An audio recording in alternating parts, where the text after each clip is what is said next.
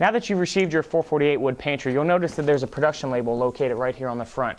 Please keep this for your records if you ever need to refer back to the model number or even the production date in case you need to contact our customer service department. Now let's go ahead and open our box and see what we have.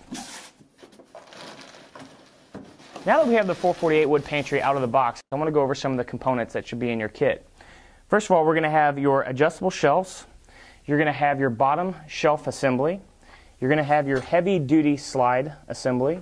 Then you're going to have your floating back plate. You'll have your 2 wood rails and of course your front and back panels. You're also going to have 3 hardware bags. You're going to have your step-by-step instruction booklet.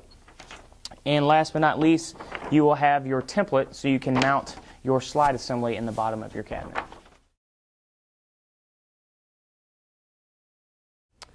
In order to install your 448 tall pantry correctly, you're going to need a few tools.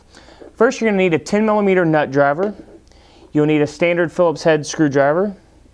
You'll need a 1/2 inch spade bit, as well as a 9/64 drill bit. Of course, you'll need a drill gun with a Phillips head bit, tape measure, a straight edge, some Scotch tape which will help hold your template in place, and last but not least, we supply an Allen wrench, but you'll need that also.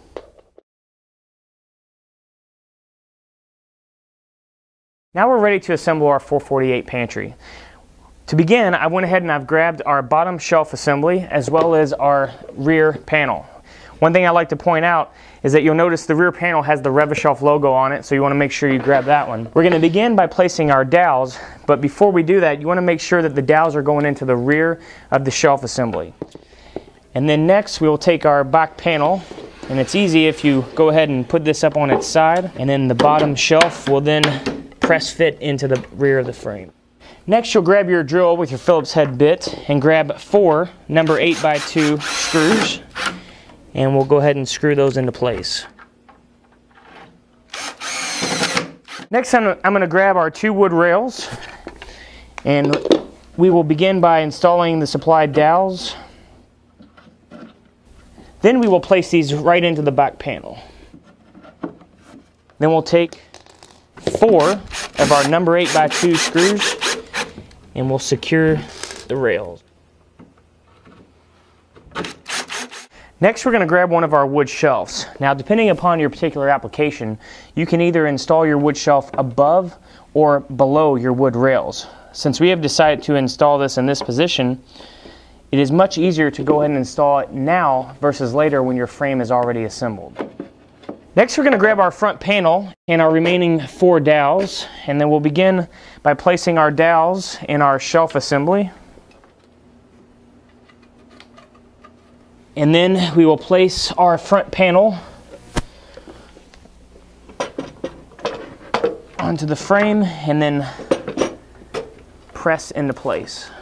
Now that we have the front panel pressed into place, we're going to grab our number 8x2 screws and we'll screw that into place.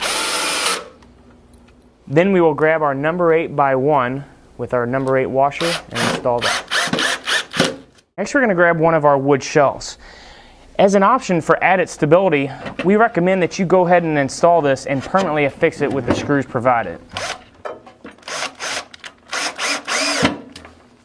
Next, we're going to grab our floating back plate. Now, a little installation tip is you want to make sure that these slots are towards the bottom of your frame. So we'll go ahead and we'll put our 1/4 by 20 by 1 inch flathead machine screws in. Go ahead and put our floating plate on. Then we'll go ahead and put our tapered barrel nut on, and then we'll go ahead and tighten. Now we're ready to install our slide assembly. The easiest way to do that is to go ahead and flip your pantry over, and then we'll grab our top mounting plate. Now, to install the slide mounting plate correctly, you need to make sure that it's facing correctly. Now, since we have the front of the cabinet right here, we need to make sure this hook is facing to the rear. So we'll go ahead and place that. Now you will take 8 number 10x1 deep thread screws, and you'll go ahead and line your mounting plate up with the pre-drilled holes and simply begin by screwing those into place. Now we're ready to install our heavy-duty slide system. We're going to go ahead and take our supplied template that's included in your kit, and we're going to go ahead and lay this into the cabinet. You'll notice that it actually has a line drawn on your template that says front of cabinet. Literally, you want to lay this down to the front opening of your cabinet. Now this works for both frameless and face frame applications. Now if you are installing this into an inset door application, you'll need to compensate for the thickness of your door and push that template back just a little bit. Now we'll go ahead and tape this into place, and we'll go ahead and begin to drill our pilot holes. Now that we've pre-drilled our pilot holes, let's go ahead and remove our template. And you're going to go ahead and you're going to grab 2 of your snap toggles, and we'll go ahead and insert these into the 1/2-inch holes that we have drilled in the back. And then you will gently move down your snap plug and simply bend the plastic posts back and forth until they snap off. Now that our pilot holes and our snap toggles are in place, we're ready to install our heavy-duty slide. Now, for most face frame applications, you want to make sure that the slide feet are pulled all the way to the back of the face frame. Then you're going to take your 2 supplied 1/4 by 20 by 2-inch machine screws, and you will install this into the rear, then followed by your 2 supplied number 10 by 1-inch screws. Before we install our 448 pantry into our cabinet, you're going to need to install your rub bushings. Now you need to refer to your instruction manual to determine the exact height and location of your rub bushings, as well as the exact thickness you'll need to use. Now that we have our rub bushings in place, we're now ready to begin placing our 448 on top of our slide. We'll go ahead and move our slide out of the cabinet, and we'll pick up our 448, and we will set that down, and we'll push that into the cabinet to engage it. Now it's engaged. Now we can pull it all the way back out. Next, we're going to grab our supplied Allen wrench and our 2 black set screws. Now you'll notice on either side of the pantry there are 2 access holes. That's where you will insert those and tighten into place. These set screws are also micro adjusters that will allow you to center the slide either left or right, depending on how you tighten or loosen them. Our next step is that we're going to go ahead and push our pantry back into the cabinet. The first thing you'll notice is that our pantry cabinet is not lined up with our face frame. It's actually tilting into the cabinet. So what we need to do is we need to remove our pantry, and we need to install these 2 adjustment screws into the rear of the cabinet. Now when you tighten these down, this will actually bring the pantry forward, which will then align it up with your face frame. Now that we've adjusted our pantry, we can now tighten our middle locking bolt. What this does, this will actually draw the pantry and the slide together, so there's no chance of the pantry actually coming off the slide. Now that our 448 is securely attached to our slide, we're now ready to begin adjusting our floating back plate. You begin by loosening these 2 screws 1/4 of a turn. This will allow you to gently slide your floating back plate up so it is 1/4 of an inch below the top of your cabinet. Next, you will tighten your 2 screws that will hold your floating backplate in place. Then you will take your supplied number 8 by 1-inch deep thread screws and insert those into the pre-drilled holes. Then you will finish by placing your 2 screw cover stickers. Now that our wood pantry is fully installed, we're ready to begin by attaching our cabinet door. Before we do so, you'll need to remove your pantry from the cabinet. By using your 10mm nut driver, you'll need to go ahead and loosen your door brackets. Now once these are loosened, you can adjust these out, and then you will take these measurements and apply that to your cabinet door. Then you will securely attach the door to your unit. Now that our cabinet door is securely attached to our wood pantry, one of the things I'd like to point out is our patented adjustable door mounting brackets. These brackets will allow you to shift your door either left or right, depending on how you need to adjust it.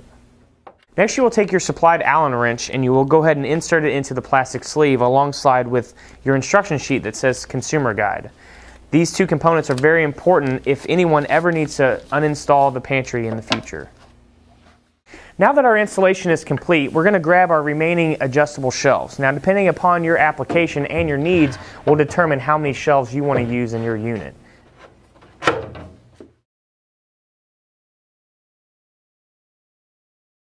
If for any reason you need to uninstall your pantry, you should go ahead and grab the Consumer Guide and the supplied Allen wrench. Now this should be attached somewhere on your pantry. First, we'll begin by removing our 2 cover stickers so we can access the screws Then we'll go below here and loosen this by 1/4 of a turn. Then we will take our drill and remove these screws. Once your screws have been removed, you can start to slide down your back panel. Now we're going to move down to the bottom of the pantry. We're going to use our supplied Allen wrench to reach up under, and we're going to pop out our cover caps. Now that our cover caps have been removed, we'll take our Allen wrench and we'll access our set screws through the access holes, and we'll go ahead and completely loosen and remove those. Now that you've removed your 2 set screws, we're going to begin by loosening our locking bolt. Now this only takes about 3 to 4 turns. Now once you loosen that, if you feel it starting to get tight, that's when you should stop. Now that your center locking bolt is loosened, you can now move to the rear of the pantry where you begin to remove the tilt and adjustment screws. Now to successfully remove the pantry from the slide system, you'll need to actually go underneath and disengage the slide. Now that our slide is disengaged, we can just simply lift up and remove our pantry.